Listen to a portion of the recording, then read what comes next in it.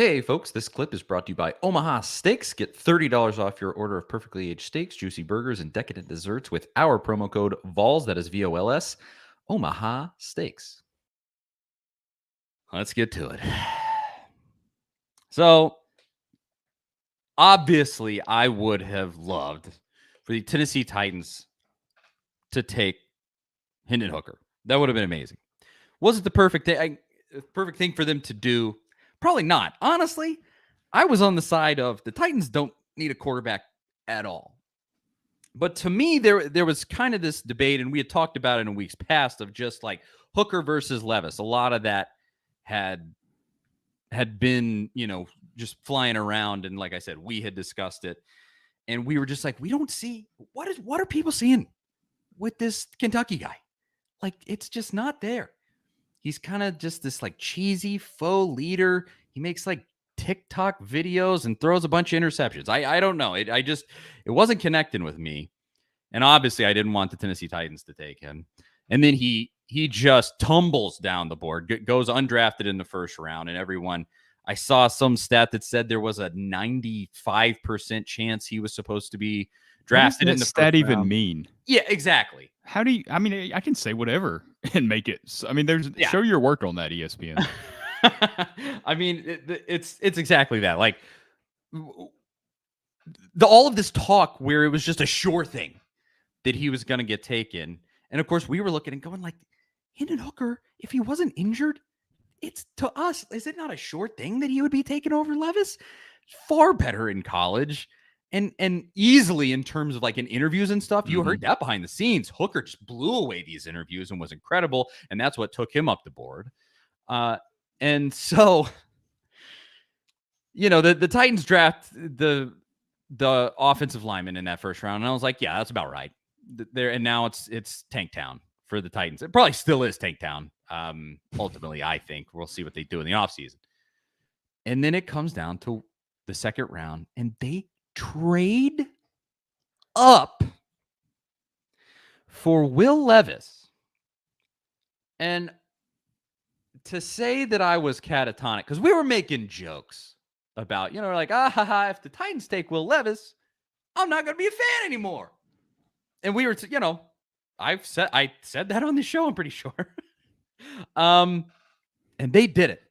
Not only did they do it, they traded up for the kid. They traded up for a kid that nobody wanted. And a kid who sucked in college.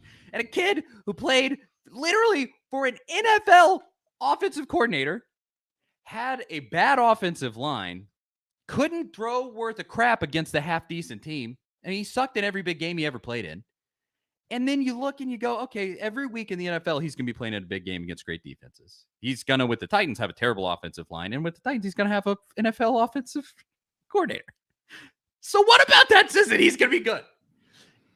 And perhaps the toughest thing to swallow, to bring Tennessee back into it, is that the Titans' original pick in the second round, they could have taken Hendon Hooker if they wanted to in that spot. He still would have been available. He fell to the third round. And I'm just ill. Like I said, I don't think they should have taken a quarterback at all. But kill me, Zach. Yeah, this is just the worst. I never thought that he would actually be drafted by the Titans either, because I was pretty confident the Colts would take him. They put a huge smoke screen on all of us. And I probably would go with Anthony Richardson over Levis because I think he has more upside. And I think I like Anthony Richardson, the person, better than I do Will Levis, the person. But I wouldn't have taken him fourth overall. I don't think I would have taken him in the first round. I don't think you should take a quarterback based on potential in the first round or early second round, which was essentially a first round pick for the Titans, because technically it was the number 32 overall pick since the Dolphins had forfeited their pick. But I don't understand it. I get why people like Levis as far as what he could be, because he's got the size, he has the great arm, he has everything that ran the pro style offense, even though it wasn't great in 2022. He had some good games in 2021, some great moments. I mean, he lit up Tennessee's defense in 2021. Tennessee just played better than he did. And then Hooker outdueled him that game, like he did a lot of these SEC quarterbacks over the years. But just the personality, it's like he's trying to be, and I wrote this over the weekend, it's like he's trying to be the quarterback that he thinks everybody wants him to be. he's not. We haven't seen the actual Will Levis. I don't think it's always what he thinks. He's trying to mold himself to this image and this quarterback that's just not who he is. And the sleeveless shirts, and Colin Cowherd talked about that, and some teams the wrong way, that he thinks too highly of his arm, that he thinks that he's got that, he can do whatever. And if you can't read a defense, if you're throwing it to the other team too often, it doesn't really matter how strong your arm is. I don't think he's going to win a locker room over. He doesn't seem like that kind of guy to me. Hendon Hooker is that type of guy. I don't know if Hendon Hooker is going to go out there and perform like he did in the SEC, but I know personality-wise, he's going to be a popular guy in that locker room. People are going to believe in him. He'll have to go out there and prove it on Sundays on the field. But before he ever gets to that point, I think players will believe in him. I don't think it's going to be that way with Will Levis. I see him as like a Russell Wilson type guy. You said it earlier, like a faux leader that tries way too hard. It doesn't come naturally to him at all. If Hendon Hooker is more like a Joe Burrow, where it just comes naturally, you just have that natural confidence. Burrow's a confident guy, but it doesn't come off the wrong way. Same thing with Hooker. With Levis, I mean Tennessee fans saw it during the real football talk back at the end of October, right before Tennessee beat them by 38 points in Knoxville. You come out and you talk stuff like that, and then you go lay an egg against the worst secondary in college football. I don't see how you're a second-round pick. I don't get it at all. I understand Titans fans' frustrations.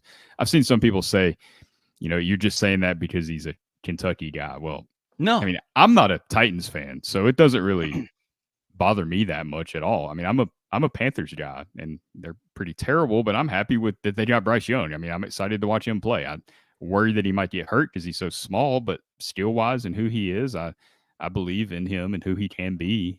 He has to go prove it too, but it has nothing to do with Will Levis being at Kentucky. I don't think Titans fans care where their quarterback comes from if he wins games. I love Derrick Henry. He is the absolute man. He changed the Titans franchise forever. And that man went to the University of Alabama. I hate Alabama. So much I hate Alabama. That if the school like slid into the ocean, I wouldn't lose a wink of sleep, okay? I'm glad you reined yourself in there and didn't go with whatever first came to your mind. It wasn't what I just said that first came to mind. I can tell you. And I love Derrick Henry. It doesn't matter to me where these kids go to college. I just watch this kid play. I mean, I had a conversation on Twitter with a dude who's like a Titans analyst. And even in the conversation that we had, he was like, admittedly, I don't watch a ton of college football. And I'm like, what? What are you talking about? Go watch this dude play college football.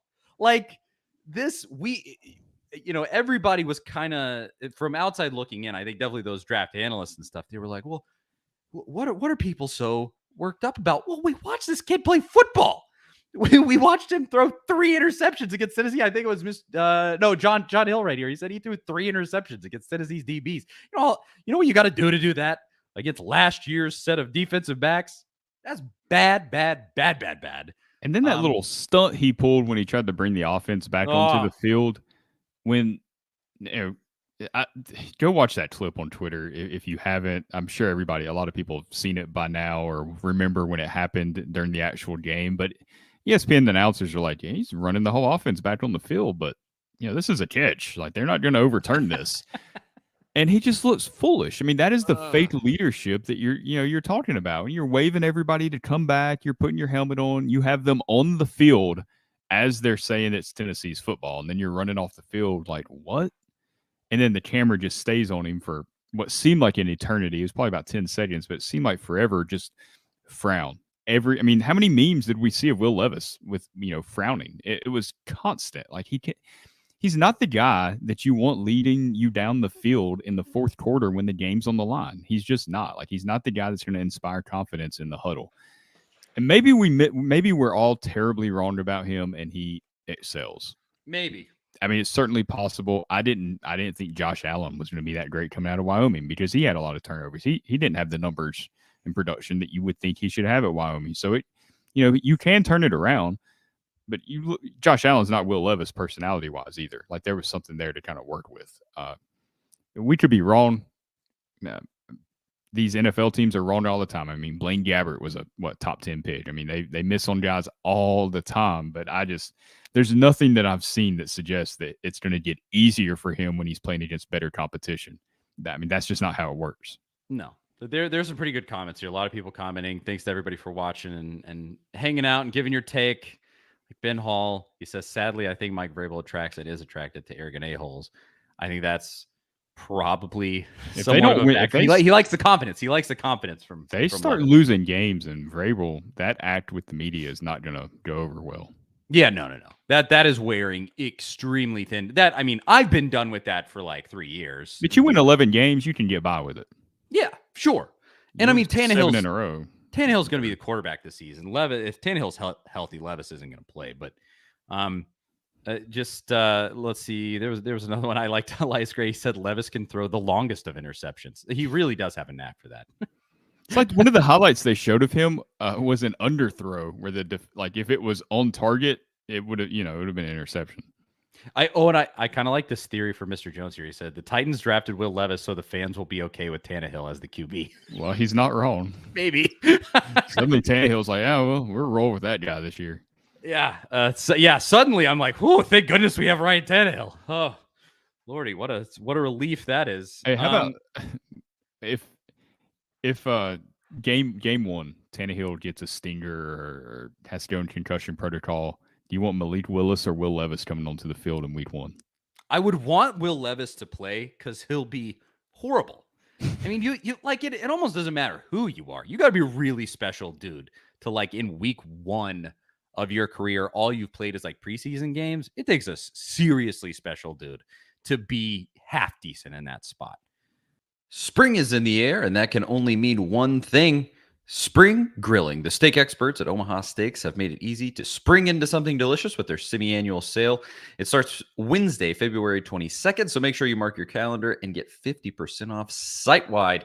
Grab all your favorites like perfectly aged tender steaks, ocean fresh seafood, juicy burgers, air-chilled chicken, and decadent desserts. Plus, when you go to omahasteaks.com and use promo code VOLS, that is VOLS, at checkout, you'll get an additional $30 off your order. It's the perfect way to get fired up and spring into something special. Don't wait. Go to omahasteaks.com and use promo code VOLS at checkout and take advantage of this deal. I've had Omaha Steaks plenty now.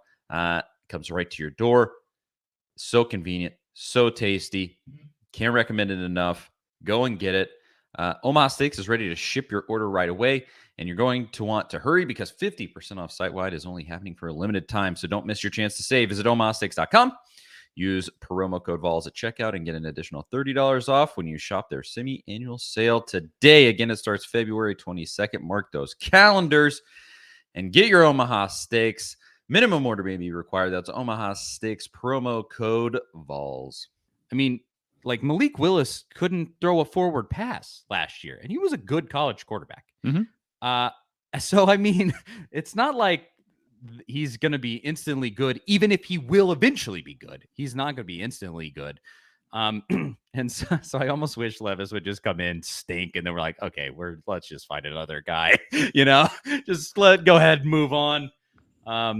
Yeah, Elias says it here. Levis would get Garantano'd so fast. Probably with that offensive line. I mean, that's what's going to happen to Tannehill. Let's be honest. Tannehill's going to get. Are you almost happy cracked for Hendon Hooker that he doesn't have to play behind that offensive line? Because we saw like Josh Dobbs did not look bad in those two starts that he had for the Titans, but there were so many times where he just did not have time to throw the ball. I mean, obviously he made the really bad decision with the check down on 4th down against the Jaguars. That was catastrophic, and Josh Dobbs will be the first to tell you that. But outside of that, he just really didn't have much time to do anything. Like, I don't feel like we've ever got a fair look at Josh Dobbs in the NFL. And it's a real shame because we know from his time at Tennessee that he's kind of like, he's a gamer. He doesn't always practice the best. I mean, we saw it in person multiple times. Yeah. I really do hope he eventually gets a shot, but I don't know if that's ever going to happen now. I think that was maybe his one chance. I mean, ultimately, the move I would have loved, if the Titans like really wanted to tank, they should have traded away Tannehill, ate that, and then kept Dobbs and just let Dobbs be the starter. You probably would have won, I don't know, 4 or 5 games. And best case scenario, Dobbs ends up being good somehow because he was decent in that game against the Jaguars. He wasn't bad. He was way better than Malik Willis. Yeah. So and nearly as good as Tannehill was in most outings. So that's what I wish they would have done. And I guess it can lead this conversation into this. I mean, look, again, it's A to Z Sports Nashville, so it's kind of trying to toe a line here. But also, I'm a giant Titans fan for now. We'll see. And if the Titans would have selected Hooker, it would have been one of the most popular picks they've ever made. So, look, NFL franchises shouldn't choose players based on where they went to college. That would be foolhardy. Like if you just had, the Saints choosing all LSU players. Well, I mean, the Eagles are kind of doing that with Georgia. That's true. 5 in the last 2 drafts. Yeah. And they traded for another Georgia player on draft day. Yeah, the Philadelphia Bulldogs. Yeah, they got Swift up there now. But they shouldn't do that. But in some situations, you can make decisions that are smart for your franchise, and you think long term, smart for your franchise, like from a marketing perspective, even. You think long term, and you go back to 1998. I've always said this: the Titans came in at such a terrible time because they came in at the exact time that Peyton Manning left college, and everybody in the state of Tennessee, if they became an NFL fan, they became a Colts fan. Nobody became a Titans fan. I did. And I've been cursed with that ever since. But, for the most part, nobody became a Titans fan in the state of Tennessee at that point. They all became Colts fans. And so that they had bad timing from the jump. And then you come back and you have an amazing opportunity right here where you could have, like I said, Hooker would have been available at that. Had the Titans not traded up, Hooker would have been available in that second round spot. Again, I think they should have just taken a wide receiver. And they could have taken Jalen Hyatt, too, earlier in the draft. To anybody that wasn't Will Levis, and it would have ultimately been a much more popular pick. But not only, obviously, if you chose Hooker, you would have had Tennessee fans love you instantly. I mean, the generational QB that changed Tennessee's football program, gave us a season that we haven't had in 20 years, yada, yada, yada. I mean, it was, the kid is... he's not as popular as Peyton Manning was in 1998, but he's as close as you can possibly. He's getting there because, I mean, look, both of those guys didn't win a national championship or a Heisman at Tennessee. They just had great careers. Yes, I mean, and that they're just beloved. And you would have gotten a guy who's completely beloved in the state that you are in and gained a bunch of fans that you wouldn't have otherwise. Mm-hmm. And then you could have done what I advocate for. They should have just taken a wide receiver, a good wide receiver, be it Jalen Hyatt or anybody, and you wouldn't have alienated Tennessee fans. And this is where it gets off the tracks for me, is that the Levis pick, not only is it stupid because the kid stinks at football, but it's stupid because every Tennessee fan in this entire state, if they watched any Tennessee football, hates this kid. For the Kentucky reason. Again, mine is much more based in like, did you watch this guy play football at all? But I mean, dude, like not only did you not gain Tennessee fans, you alienated all of them in the state that you're in. And the fan base for Tennessee football is so exponentially larger than the Titans fan base. They sell so many more tickets, so much more merch. They are so much more popular in this state. And they just like alienated all those people instantly, plus the Tennessee fans that were already Titans fans. Like me, you alienate too, because it pissed me the heck off. And it's hard for me to think of a more idiotic, moronic thing to do. And then they, and this, I think this pissed off everybody, Tennessee fan or not. They do all these weird picks, take a running back without an ACL instead of a wide receiver and all this stuff. And then there's like that clip of them waving at the camera and going, ha, ha, ha, ha. Oh, yeah. Ha, ha, ha, ha, ha, ha, ha. I hope you're both fired. I hope you both get fired in a year. I'm going to give you a year. And I hope neither of you are involved with the Titans franchise. God almighty. It wasn't just that. It was the little comment about the UT Martin receiver, too, about Mike Vrabel saying you saw what he did against the Vols. Like, how do you even, like, he's obviously very aware of the fan base and the state he's in and what people wanted. They can say all this stuff, like Rand Carthen was on 104.5 The Zone this morning, Monday morning, said he's not on social media. He doesn't know what people are saying.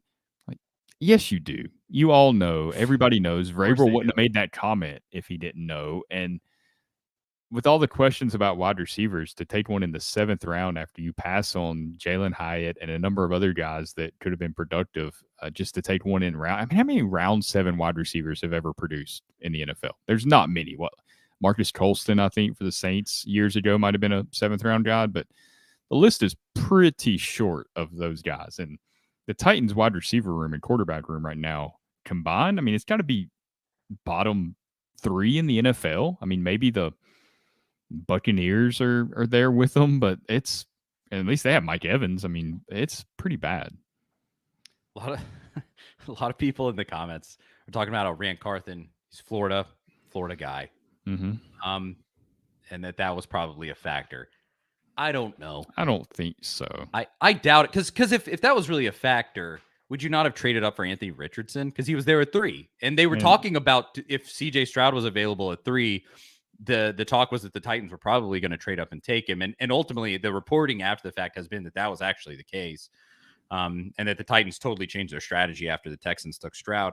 But I mean, like Ben says it here in the comments. He said, I hate Florida and would have gladly taken Richardson in the 2nd. I don't know. I would have gladly taken Richardson. I think he'd be easier to swallow than Levis, because Yes. you've got so much more upside with Richardson. He doesn't have as many starts under his belt.